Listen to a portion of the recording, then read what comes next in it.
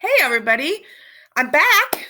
We missed yesterday. I was really, really busy with a lot of different things. And so here I am back to read a little bit more, see what's going to go on. Are they going to help him escape or are they going to get caught? But first, we need to figure out and see how well you did with our game. The first card was Mufasa from The Lion King. Couldn't say The Lion King, Simba, Disney, or Scar. Pop-Tarts. Couldn't say toast. That's why I like to describe the little toaster, because I couldn't say toaster because it says toast. Breakfast, pastry, and frosted. Did I say frosting? I hope I didn't. I don't know. McDonald's. Fast food, Golden Arches, Ronald, and Burger King. This one was actually pretty easy because there was a lot I could say. Oh! So we got SpongeBob, Pineapple, SquarePants, Squidward, Nickelodeon. All I had to do was sing the song, and you knew exactly what I was talking about. And the last one, ketchup, mustard, Heinz, red, or sauce. So I didn't say any of those. It was pretty good. So hopefully you got them all right. I am going to make tonight's video a little bit shorter than most of the other ones, just because there's a lot going on, and I don't want to make this super, super long since tonight it's going to be kind of posted a little bit later, just because I've just had so much going on, so many crazy things going on. So here we go. Without further ado, inside. Saturday, 6:37 a.m. Arnold's point of view. The second floor was dark and deserted. I quickly spotted room 207, which was 3 doors down on the left. Let's see here. Did I? Yeah, I think I did finish that part. Oh, yeah, okay. Sorry. The second floor was dark and deserted. I quickly spotted room 207, which was 3 doors down on the left. I scampered over to the door and turned the knob. It was locked. I tried to peer in, but the door had the kind of frosted glass on it that makes it hard to see anything. I could see a lot of shelves with boxes on them. I just couldn't read the labels on the shelf. Labels on the boxes on the shelf. I hesitated. The way I saw it, I had 2 choices. Sneak out the back of the building without being caught, try to run back into the woods without being seen, and come up with a whole new plan that probably wouldn't work. Or I could break the glass on the door, probably set off some alarm, and hope that I'd find the pill before security made their way upstairs. Whew, 2 huge choices. I chose B. I closed my eyes for a second, then threw my elbow against the glass part of the door. There was a soft thwack, but the glass didn't budge. I tried again, but the same thing happened. All right, I said to myself. I'm incredibly weak. I almost forgot that part. I decided to try one last time. I walked quietly down the hall, turned around, took a deep breath, and went charging toward the door as fast as my little zombie legs could carry me. When I got to the door, I kicked my leg up over my head. We're really flexible, remember? And I slammed my foot into the glass. This time, it shattered. Actually, the glass didn't just shatter. It shattered. Shards went flying everywhere with a sound that was way louder than I expected. If I were a human person, I definitely would have been nervous about getting cut by the glass, but I didn't have to worry about that. See, there are advantages to being a zombie. There was no way someone wasn't going to hear it. I had to move fast. I reached through the broken glass, unlocked the door from the inside, and went into the room. I immediately started tearing through the boxes and examining the labels. Since zombies can read really fast, it only took me about 5 seconds to go through all the shelves in the room. I saw boxes labeled blood transfer station, x-ray goggles, and red streak dye, but no sign of the strength. I heard footsteps again, but this time they were accompanied by yelling, and I knew whoever it was coming straight for me. I glanced around, maybe looking for a window to jump out of. I was on the second floor, so I'm pretty sure that jump wouldn't have gone very well, when I saw one last shelf behind a large wooden table. It said TS 147 test phase. Could TS mean the strength? I ran to the box and ripped it open. Tons of small containers spilled out, each holding one small green pill. Yes! The footsteps were getting closer. I heard a voice yell, "There! 207!" I grabbed a single container, left the room, and went out into the hall. I saw 4 soldiers heading my way. They saw me and pointed. "Stop! Don't take another step!" one soldier yelled. I did stop, but then I took the pill out of the container, put it in my mouth, and swallowed. I heard the second soldier say, "What the heck is he doing?" And a third soldier say, "Put your arms in the air!" I didn't wait for the 4th soldier to say anything. Instead, I took a single step and flew past them down the hall so quickly I could barely register their shocked eyes. A second step got me down an entire flight of stairs. A third step got me to the front door. I pulled at the knob, and the entire door came off in my hands. Not just the doorknob. I threw the door down just in time to see a bunch of cars and jeeps turning into the driveway of the infirmary. Their horns were blaring. Dr. Grassmere jumped out of the first jeep. "Wait, Norbis!" he yelled. "I know you took a pill. Please don't do anything further. Come talk to me. You have to trust me." He paused, and then even louder he yelled, "You have to trust me!" I looked at him. Then I looked at all the other soldiers who were hopping out of the cars and jeeps, guns pointing straight at me.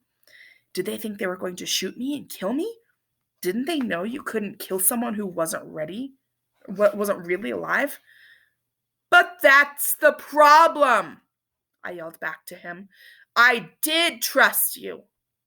"Wait," he yelled again, more desperately this time. But I was done waiting.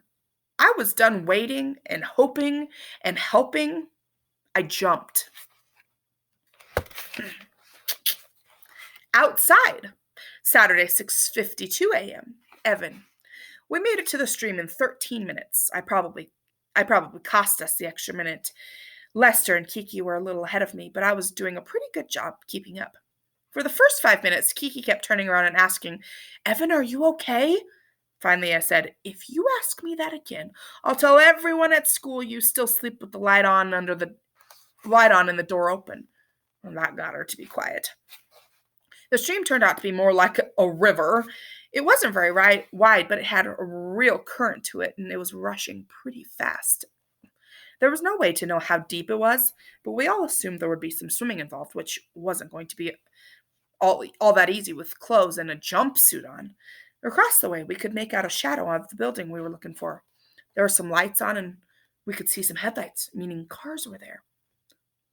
"That's weird," Lester said. "What the heck could be going on there at this time of night?" This time of morning, you mean?" I said. "Whatever," Lester said, and he had a point. Kiki peered into the distance. "Yeah, that's weird. That is very weird. It's almost like there's some sort of meeting going on." Suddenly, we could hear voices, loud voices. "You have to trust me," the first voice said. We all looked at one another. "Wait a second. Was that the guy, Dr. Grassmere?" Lester said. I met that guy." Before Kiki or I could answer, we heard another voice, an unmistakable voice. "But that's the problem. I did trust you." We all looked at one another. "Arnold!" We heard Dr. Grassmere yell, "Wait!" There was about a 5-second pause, and then just as dawn was breaking through for us to see it completely clearly, we saw someone who looked a lot like our friend Arnold Zombie shooting up into the sky and landing into a treetop about 200 yards above Earth. We all stood there for about 15 seconds trying to absorb what we had just seen, and then we all jumped in the river and started swimming as fast as we could. Inside, Saturday, 7:07 a.m. Arnold's point of view. It's a lot windier sitting on the top of a tree than it is standing on the earth. That was one thing that I realized as I clung to a branch and looked down at all the people below. They looked more like tiny insects. I could tell which one was Dr. Grassmere, though, because he was wearing that red jacket that he liked. He was scurrying around, but I couldn't tell why. Then I heard his voices coming through some sort of machine. "Norbis, this is Dr. Grassmere. I know you can barely see me, but I'm speaking through a megaphone, so I hope you can hear me. You are in danger. You'll remember that we haven't worked out the kinks of the strength yet. In a matter of minutes, you will not be able to control your body, and you will come crashing down. It's possible your body could disintegrate on contact. He paused for a second to let that sink in. Norbus, please, wave your arms if you can hear me. My name's not Norbus, I muttered to myself. It's Arnold. But I waved my arms anyway. Good, good. Please come down from there and we can figure out where to go from here. I was deciding what to do when I noticed shadows moving in a river behind the building. Should I stop there? That wouldn't be very nice. I'll read one more chapter. Inside, Saturday, 7:09 a.m. Evan's point of view. So now he's inside that area. Ouch. The river turned out to be pretty deep, but it wasn't wide at all, and we made it across in about 3 minutes. We all sat on the other side for a few seconds, catching our breath and trying to wring out their clothes, which didn't work very well. Sarah Ann said there was a brick building on the middle of the campus that looked like housing. Let's head there, I said. Kiki looked down at her map. It's this way. We started plowing through the thick brush on the bank of the river and made our way up a dirt road. There were a few jeeps driving very slowly, and in the distance, we saw people walking alongside the road. They had the slow, slightly lopsided walk that Arnold had. Holy smokes, Lester whispered. I glanced over at him. Holy smokes, what? Holy smokes, those are all zombies. Whoa, Kiki said. We crept a little closer, still hugging close to the tree line so we couldn't be seen. I realized Lester was absolutely right. It looked like there were about 30 of them. They were all wearing the jumpsuits they had, and they all had lopsided shuffle that Arnold had. I elbowed Kiki in the ribs. What should we do? But Lester answered, let's ask them how to get to where Arnold is. Kiki and I looked at each other. You guys got a better idea? Lester asked. No, we didn't. Kiki, you do the talking, Lester said, apparently realizing that talking about zombies was the one thing, but actually talking to them was another thing. Okay, Kiki said. She always was the bravest person I knew, and that proved it. We quickly walked over to the zombies and fell in line like we belonged. They all seemed to be large and adult size, except for one girl. Let's talk to her, I suggested, and Kiki nodded in agreement. We approached her as quickly and quietly as possible. Excuse me, Kiki said. The girl turned her head and her eyes went wide with shock. All the other zombies noticed us too and seemed similarly surprised. I got the feeling they weren't fooled by the orange jumpsuits. Excuse me? Kiki repeated. Do you know an Arnold Zombie? Arnold who? Arnold Zombie. Kiki fished a picture of Arnold out of her pocket. She took it after school one day when we were walking home. I was in the picture too, but I looked terrible and showed it to the zombie girl. This is what he looks like. Yes, I know him, the girl zombie whispered. We just saw something terrible happen to him, I whispered. He got shot out of a cannon into a tree. We need to help him. But before I could get any more information out of the girl, an adult zombie walked up to us and protectively shielded the child behind her. She stared at us. What's happening here? Are you human children? Of course not, Lester said. We're totally zombies like you guys. Why are you wet? The adult demanded. Oh. Well, it turns out one question was all it took. Lester's shoulders sagged. Okay, fine, we're human, but don't tell, okay? We need to find our buddy. The adult looked around, as if to make sure we weren't being watched. Then she leaned in and said, We know Arnold. His name is Norbus here. Kiki burst out laughing before she could catch herself. Norbus? Are you serious? It was a funny name. She was right about that, but unfortunately, her laughter caught the attention of someone who hadn't noticed her before. A human woman who was at the front of the line of zombies. She was dressed like a soldier, which meant she probably was a soldier. I was pretty sure they didn't play dress up in the territory. The soldier woman started walking over to us. Uh-oh, said Lester. Just before the soldier reached us, the young zombie girl told us one last very important thing.